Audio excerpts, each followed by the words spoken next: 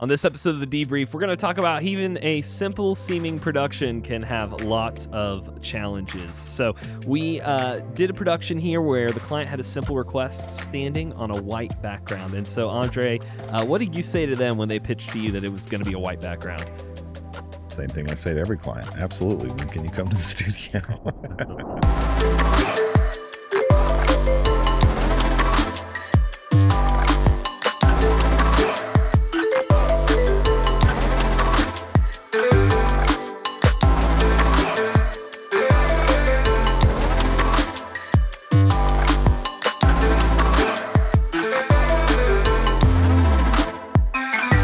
White is challenging. Somehow it's the hardest thing. Now, you may disagree with that, but that's my life experience of this. And so there you saw some examples. We actually put a little blue in there. Some of their colors were blue. We had how many people? Like four ladies come up on this, and so a little bit of everything. And we just kind of threw that little blue in. You actually made a really cool moving gradient thing, but I think we ended up kind of locking it down. Well, the problem was it would go full blue at one point, and you had that caused an even further set of issues. Yeah. So here's the thing. I mean, I think we ended up, first of all, with a nice result. It's a different look. They're a women's resource center kind of thing, and so they're kind of medical, wanting that kind of medicinal sort of look, commercial medicine look. I don't know what to call it. And so it's more of a kind of a different lighting technique. There's not really like a shadow side. There's a lot of different things that were happening here, which we can break down. I think what I've learned, the big secret to just kind of, if you're like, I don't want to watch this whole thing, but I do want to know the secret real quick. The big secret I've learned is, at least on the darker green, like we use, as a wall for keying, when that dark green has a rim light, I would demonstrate with my hair, but there's none there to show. That contrast ratio between the brightness of a rim light on the hair in the background tends to create a unflattering hair look. It almost looks like there's the hair itself, and then around the hair is this drawn kind of darker line.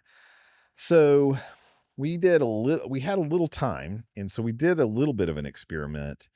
The end result was inconclusive, so I want to do it a little more. Okay, so what am I trying to say here? Number one, if we have a bright white background, no rim light. So by just killing the rim light, and if you bring that back up, we could see an example of what that looks like. Maybe, I think we had someone in blue with blonde hair that we could look at to kind of see that at Scrubs, as well as an example. So what we did instead is we just have a nice, very kind of beauty lighting, clamshell lighting style. And what we did through here is just light them, but I basically took off all the rim light on the hair. I think the reason why I was asking for a different shot is on this one, it's possible I had a little bit of a rim on her because her hair was so dark. So, I mean, on the edges, if we were to zoom in, you would see her individual hair and it looks good. However, if we did put a rim light on, you would still see those individual hairs, but they are super sticking out. So that's kind of the secret there. I will say though, even with this, the key still suffered a little. We're currently kind of battling some false color stuff and trying to really get our background dialed in. We've changed a whole bunch of things, and the combination of new camera, which has a new sensor, which has new. There's like 20 new things. All those things together have made it a little bit of a challenge, and putting it behind prompter also is never ideal. At least our experience has been that it really just diffracts enough to make a more uniform look a little harder to do. And it could be, and this is hilarious to say, it could be having 16 stops of dynamic range is not working in our favor. I mean, it's possible. It could be on this Ursa Cine that we're playing with right now. It's a beautiful camera. The skin tones are awesome. Everything looks awesome. But I don't know. Maybe we just have to do some playing around and experimenting with it. So Blackmagic hasn't asked for it back yet, so we're just kind of playing to see what we think about it. Okay, so yeah, we did that. In addition to the way we filmed this, so the lessons learned are rim light on bright background, cut it out if you're using a dark green. The hypothesis is if we take that same background, but instead of exposing our green at like 44 IRE, if we bump it up to 60 or 70 IRE, now the ratio won't be as big, and maybe that'll help. We did a quick test with that, Jay, but it didn't feel like it made things better. I think the hair looked better, but the key itself suffered. So we just need to do an experiment day soon where we have bright hair and blonde hair on a bright background. Wow. Hi. I just learned how to speak. A bright background with blonde hair, and play with a rim light and see if there's some ratios there that if we kick it up to a certain percent, if that helps solve it. One of the solutions that Blackmagic proposed was to take the matte density and make it slightly negative. But that's introducing print through, and overall it still didn't seem to solve what I wanted. So for me, the magic aha was turn off a rim light when it's a super bright background. That's the big deal surprise answer. But the reasoning behind it, we think, is the contrast ratio between the darkness of the background and the hair. Some of that darkness of the background is coming around the hair. And in the process of doing that, it ends up kind of creating this weird outline, kind of like a pencil outline around it that just makes that little hair look a little odd. Yeah, this isn't the first time we've ever seen this because in the past before we sort of understood this concept, we would frame people into a window on the side shot. And that's where we first learned, I think, the bright white was like the hardest thing to work with, and that the hair light made it. I mean, it makes it literally so gross and clumpy and sparkly. And it's just, yeah. It is no bueno. We probably have, I think maybe I actually asked you, Isaac, to remove it, so it may not be accessible, but we did have a side shot that's not something we ended up using. And so it was like, that was the reason why just that ratio was off on everything. It was like, this looks terrible. So I was just like, just kill it.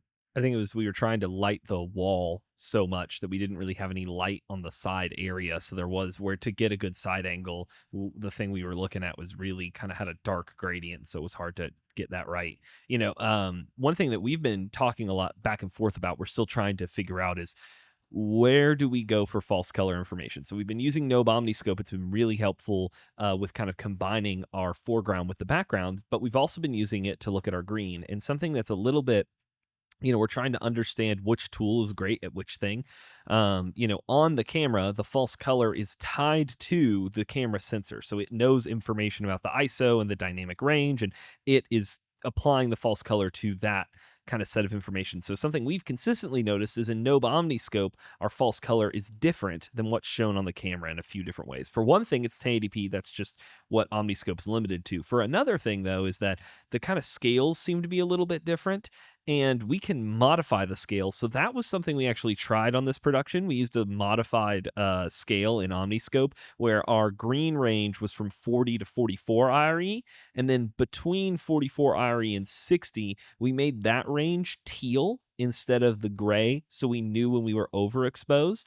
And it seemed to be a good balance between everything, because then what's happening that Andre, you and Jay have noticed is that the shape of false color in OmniScope, the shapes it produces seem to match the blobby shapes inside of combined matte, right?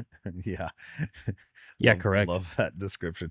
But yeah, so I mean, I think what we would say that we've noticed is that overall, the false color that Blackmagic provided, we were able to dial in a certain way on the older cameras, but as we've moved to the newer cameras, the false color that we're seeing in the camera is not making us achieve the same result. And for a bit there, we were frustrated because Nobe OmniScope was different. And it was kind of like, gosh, it doesn't look nearly as awesome as it does on the camera. It's much more uniform on the camera. It was also harder to achieve an even green wash on the back. So it's like, I don't know what's going on yet. I can't figure it out. Yeah, 100%. And I think what we did see is that kind of what Isaac's talking about sort of the gradient look of that, as we would file clear, that would be where the problem area is. So where the Nobe OmniScope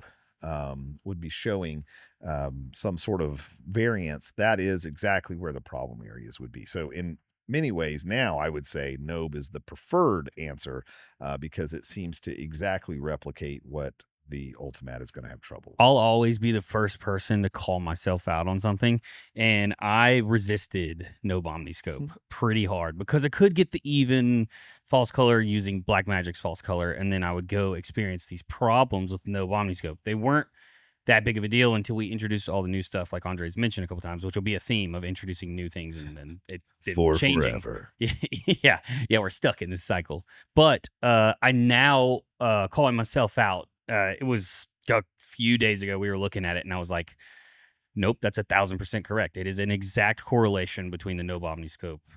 Well, sorry for the focus. It's an exact correlation between the false color in Nobe OmniScope and where the sparkly blob, or however you described it. It's sparkly blob. And then maybe you can do this for people because you explained it to me, and I'm like, oh, I don't understand, man. I'm all pissed off. I'm like, why is this so better than this, but it looks crappy? And Isaac's, well, actually, it's the video signal or whatever you told me. I'm making fun of you, but it was factual. It was very factual and opened my eyes because it made something. It made me have an aha moment of like, oh, okay, that makes total sense, and I see that Nobe OmniScope is the answer. Well, yeah, because I think for me, the curious thing is the camera's going to tell you information about how it would record the file into the camera. It's not going to tell you information about the final SDI output as much, whereas OmniScope is literally looking at our SDI output. Where I think OmniScope could still be wrong, and I don't know if this matters, but where it could still be wrong for us is this actually looking at the real IRE value? Is 44 IRE actually 44 IRE? It may not be, but I'm not sure how much that matters as much as the narrow range that we're trying to get even. So I think as long as we have the narrow range that we're trying to get even, that's where it matters the most, more so than is this wall exactly 44 IRE? I think my theory, and Tyler has said this as well, that it's more about that kind of flat range being consistent. Yeah, Morgan, are you possibly dialing up Nobe OmniScope? Okay, if we could show Nobe OmniScope, I would like to talk about how the frustration of a gray, then a green gradient, and then a gray gradient. That's slightly darker than the other one, but in a pinch when you're like, I'm looking at a TV from far away and I'm trying to get this right. It is super frustrating. And so, and I can also overlay this in post. It's no biggie. But Isaac went in and, like he said, changed the ratios to the teal.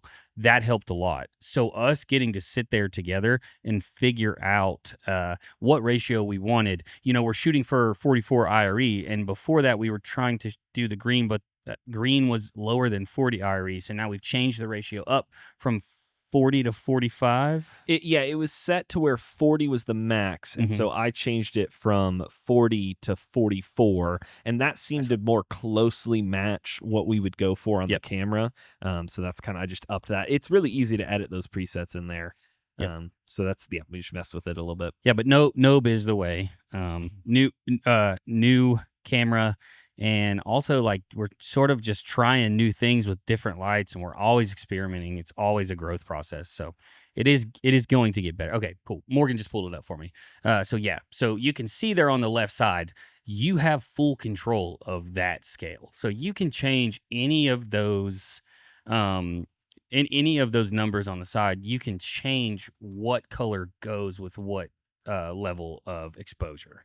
So and we were using the Blackmagic design color space, or color choices, because that's our world that we've been in. But you guys are feeling the difference between those two gray colors just being just so, like, which one is this gray and which, like, is this all under or over in the middle? And so then I made, and it seems like, well, there's green in between, so it's pretty obvious. But then we throw 3 blobs up there, and then one's overexposed, one's underexposed over here, and then you're like, yeah. First I just did this, but then it still wasn't helpful because, like, oh, is this overexposed in here? And then we did the that's when I swapped it for this nice one. preset. and then boom. Yep. So now we have a easily identifiable way to know. Yeah. And this is where we were experimenting, by the way. First of all, this is a recording, so that's why there's going to be some banding and some noise stuff. We'll talk about that in a minute. But this is why this one's kind of teal, is because we were going for that higher export, higher IRE value on the wall. We were trying that. We didn't quite get all the way up to 60, but we were kind of in that 50 range. Yeah. So we'll do some more experiments. We need to add that to the calendar if we don't have that already, of just the bright exposure. We need just a day of false color without the tension of a client being here for us to kind of play with that a little bit more and see what we can do. We've been trying smaller lights and much larger lights. We've been trying a bunch of different things to kind of see what we could end up with. So we just need some time to practice with that. Now, we had a couple of things happen that I wanted to mention really quickly. One is we had a set environment change midday. This happened I made this happen. I made this problem happen. You're welcome. So we had a client, one of the people on camera. I'm trying to distinguish the talent on camera. Yeah. The client's client. The client's client was there, like a testimonial. And so that's cool. It's like, great. That's awesome.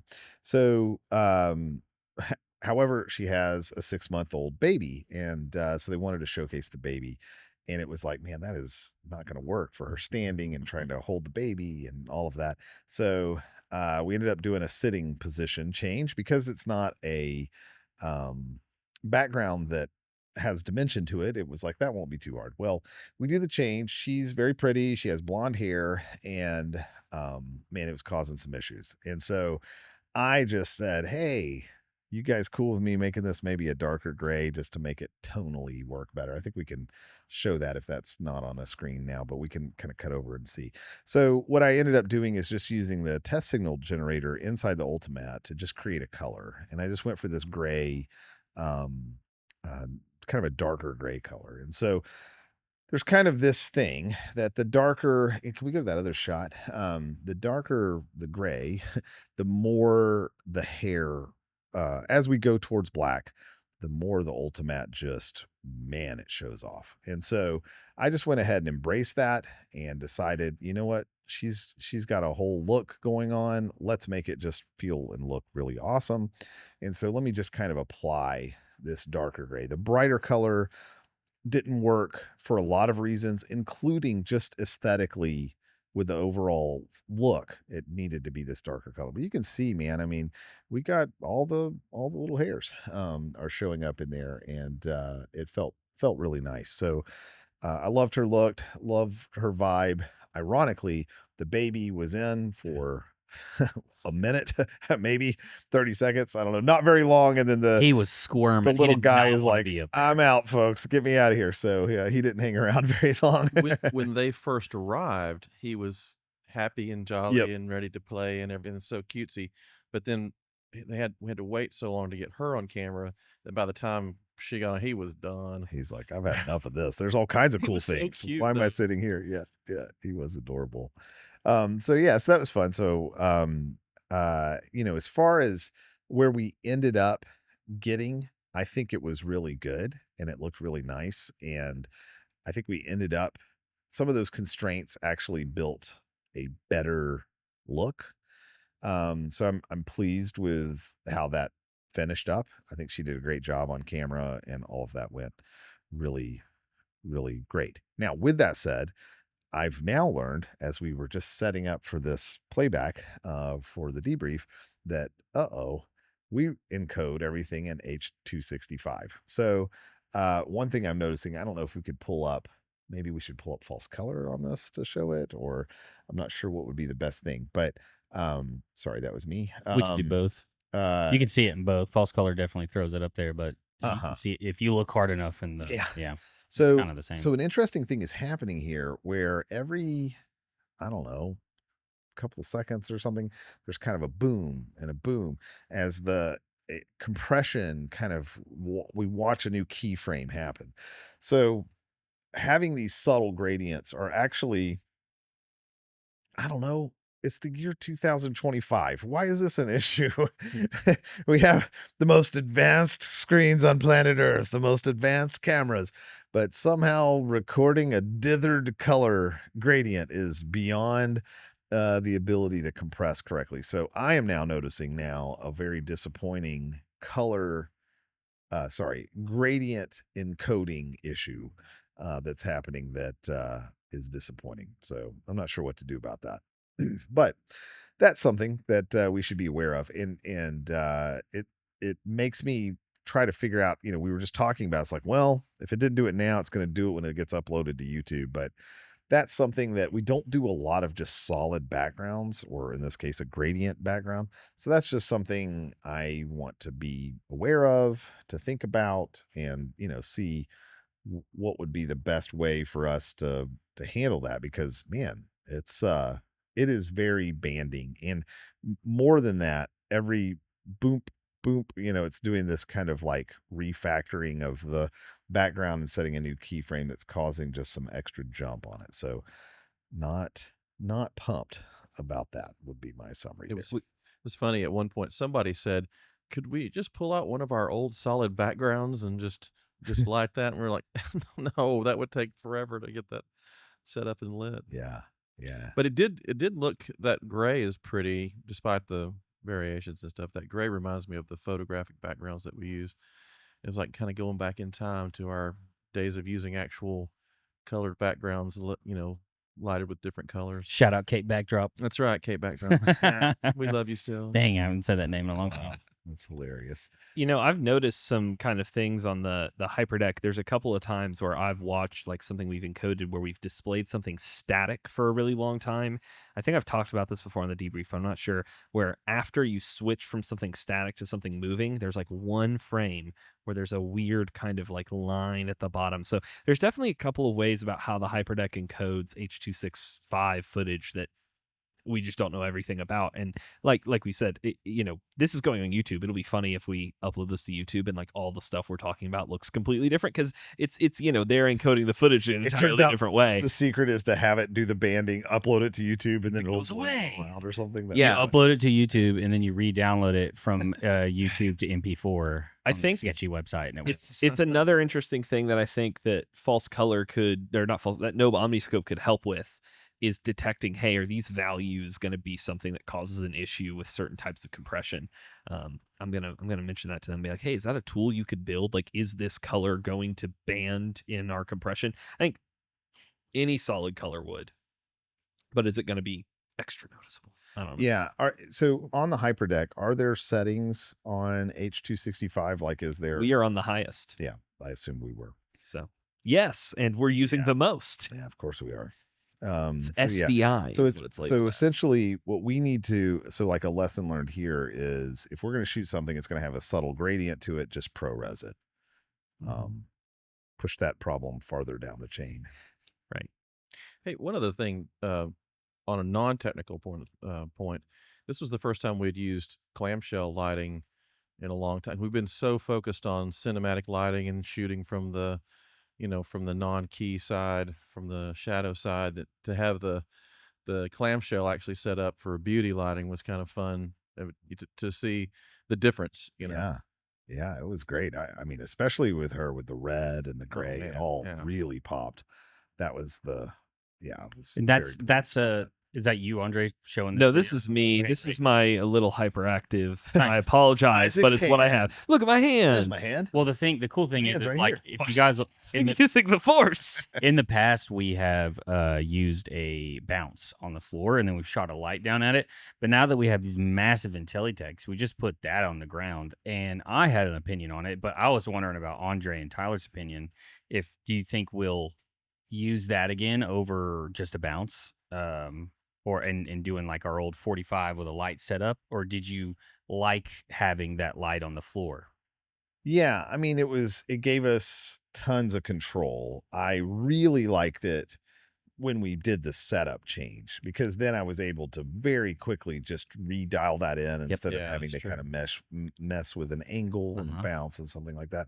So yeah, it was a preferred solution, especially for changing of talent and camera positioning. So for those reasons, 100%, it was super cool for that. I've been talking to somebody who's doing kind of like that sort of setup, and they have a bounce right now. And something, Andre, you've mentioned before is how like when red goes a little weird, the shadows on the Ultimate, and they were having an issue with some kind of reds I noticed. And I wonder if instead they had two lights, one on the top, one on the bottom.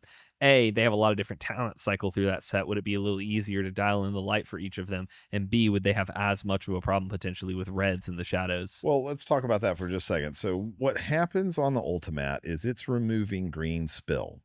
And so on a skin tone, look at my face. There's all kinds of red in this face. But if I had green happening here, it's going to remove that. And in removing that, it's going to remove, there is some green in my face right now. And so if we remove that green, it's going to accentuate red. Well, when is green going to show up? Well, green in our normal way of lighting things, it's going to show up the most in the shadow side because we're introducing a shadow side where there's an absence of light, but there's still a light behind them, which is a big green wall that's being lit up, which makes it a big green light. So now some amount of green is hitting their face. So now the subtraction of that green spill is now spilling more into the pores of the person. And as we pull that out, it's left with this like, whoa, that is a lot of red. And so if you're experiencing redness of skin, it would seem to be that the challenge is you are getting too much green spill, which means you've either got to reduce the intensity of the light on the green wall, or you've got to introduce a counter color or light to counteract and overdo what the green wall would be doing against the person. So yeah, definitely something we've seen. Now, in addition to that, though, I think just from a LUT perspective or camera gamut perspective, or I'm not really sure how to describe what it is exactly, I do think in general, different cameras are going to react differently. So we're in the Blackmagic ecosystem.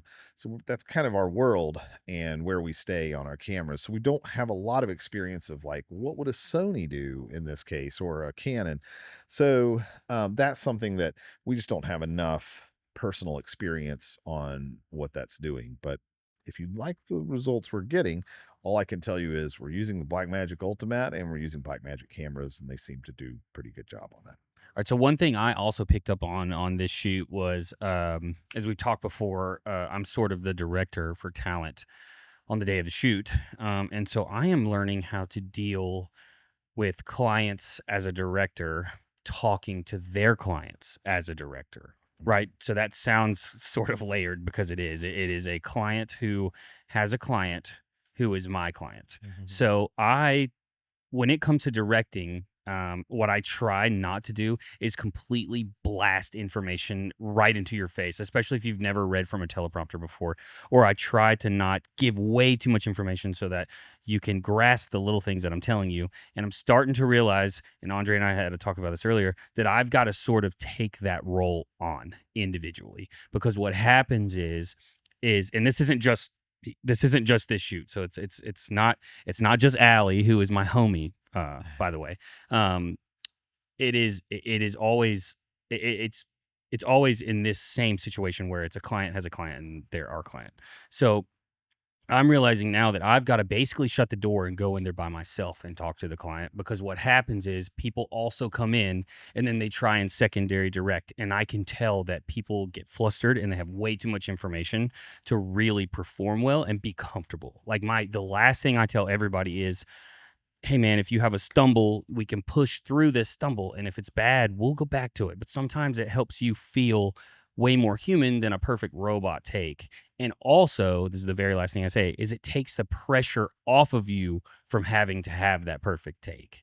And it's like, that's the last thing I want to end with. It's like, hey, pressure release. Don't worry about it. We're here to record videos. We'll be here all day. We'll get it done. And then right after I finish that, and it's like, all right, everything's chill. Let's go to the next room. Somebody else is coming in saying, okay, we need more energy. You need to be really bubbly. And we need to make sure that we say these lines like this. Remember, we're also going to say this. And everything that I just said to the client is gone because they're extremely flustered and they feel pressured now. So now I'm realizing how I need to sort of take command and take control of that room over there. And then we need to talk to our clients about whenever we do need to talk to talent, we need to work together, and there only needs to be one voice working with the talent. And that's standard. Like literally, Andre, you said like, well, in Hollywood, if somebody who isn't the director talks to the talent, bye-bye, you know, like don't do that. Right. So, but also these are our clients. So I'm trying to juggle being nice at the same time and making sure that you're extremely delighted while you're here. And I want you to be able to make the videos you want to make, but also we got to make sure that the people who do this every day sort of have a little bit more control, and then we're able to pull a lot of that pressure and a lot of that information back off the client so they're able to perform better. So there was one point too, at which I'm sitting on here on the teleprompter, so I have to talk to them about how to work with the teleprompter. But I think there was one point, Jay, when I went to you and said, "Hey, are you going to do the talk about energy with them?" But I was saying that in a way where the talent couldn't hear it because I wanted to make sure I was thinking the right thing about that. And of course, you were like, "Yeah, I'm going to do that." So I was like, "But that kind of requires a little bit of discipline on our part to say, okay, we're going to defer to the director." Because there were a couple of times when someone in the room there would ask me a question that was really more of a question that a decision the director would have to make, and I had to say, well, let me go talk to whoever, to Jay about that, or defer the question to them, or Jay would know about that. But keeping that, it requires us to be a little bit disciplined about keeping that, because we're going to want to go, well, yeah, I know the answer to that question, Yeah, of course. And one thing too is, I will say, sorry, you can see I'm lying myself on my screen. One thing too I will say is that I love Allie and also Jenny. They're great, and they've been here so many times. So I just want to make sure that I say that that's not a shot at them. This is more of a learning experience and something that I'm going through and understanding. And if I was like, hey, Allie, let's not talk to the client, she'd be like, cool, no problem, guarantee it. So what I do want to say is, again, that's not them. This is more of a me thing. And like I said, this happens with all clients, not just them. It was just sort of yesterday, I think I just had enough mind space to be able to grasp that, oh man, this is a problem and I really don't like the way this feels. Yeah. And I think, Jay, what I would say about that is, as humans, all those interactions are other humans trying to help. They're like, oh, yeah, but do it this, but even bigger. So they're trying to like jump in and like, Right. hey, I'm going to help you really get this and understand this, which is so sweet. But at the same time, as humans, also, when we start receiving input like, hey, run faster, run slower, be taller, be shorter, whatever the things are, it's Right. like, oh, I can't, that kind of feels in conflict with what the last thing was. Then that causes a short circuit. And it's like, well, I don't know who to trust. I don't know what to trust now. Right. And so it puts a especially large burden. I like the word burgeoning, especially large burden on the person to suddenly like, wow, I've got to process that input plus the other input to create the final output that they're trying to get me to have. And many times it can be in conflict, or it's kind of like whatever was said last is what's remembered. Yes. And I think we've also learned if you give more than like a couple of things of information, you're just wasting your time having done that anyway. Yeah, and I'm sort of perfecting the way that I do it, and I'm trying to, at least, and that only really comes with experience. I can't really think about it when I'm not doing it, but I have noticed that I've got to lay it on a lot easier. Now, that's for these ladies that are here, okay? So the ladies that you just saw in the video, only one of them have ever read from a teleprompter before, so it's a different level of talent. Like if our friend Harris comes in here, like I literally don't tell him anything, right? And there's levels of talent. So some people may be able to handle that more, and some people I don't need to tell all of the meat of the conversation to. I just need to say, hey, at the beginning, would you wait a second after I say action, and at the end, would you hold that? And so it's not, it's always these complications arise situationally, and it just depends on the level of talent and then also the client that we're working with in between. But all in all, every single time these ladies left yesterday, I said, thank you so much for taking direction very well, because they did. And I really do appreciate that, because I've had people come in here and just not listen, or like I'm like, hey, trying to be serious and explaining it to them, and they're just bouncing off the wall talking to somebody over there, or they're not even paying attention to me. So it really is appreciated when people really take direction well and do a good job. So it makes me feel validated, at least. Yeah, for sure. Well, I think what I learned out of this is the client will not always know what things they need. And we've seen this kind of recurring a little bit where it's like, oh yeah, they're definitely going to be standing. It's like, actually, we're going to end up with seating. Now, some of that I push for, but like, I think we have to realize, like, why would I know all the details about somebody else's industry, right? And so as we continue to become more and more familiar with all the different things to think through, they seem normal to us, but they're novel to somebody else, right? And so we have to remember, like, yeah, in normal life, I can stand and sit and pace and be still, and I don't ever have to use my hands more or less. I can do all those things without having to process that. But on camera, right now, we have a whole different set of variables. And I think for those of you that are doing any kind of virtual production, LED or green, there is a universal belief that, oh, we'll just push the airport button and now we're in the airport, and push the fields button and now we're in the fields. To be totally transparent, that was our belief at one point. So that's the ultimate goal, right? Yeah, it is. Right. And we even showed that at NAB, how to do that. Yeah.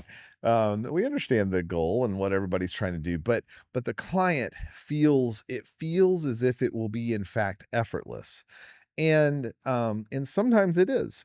But the more we can have that prepped behind the scenes, the more we can have effortless ready, And so I think some of this is being assertive in the pre-meetings, really trying to understand what is it you actually need.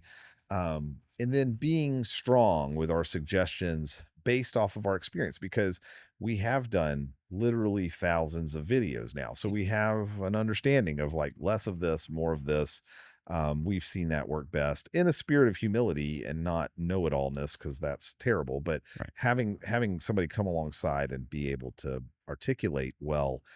And, sounds like we're probably gonna need to have her seated if she's got she's gonna have her baby with her. Okay, got it. Yeah, that probably changes the dynamic a little bit. So I think overall we handled it really well. We got everything done that we needed to.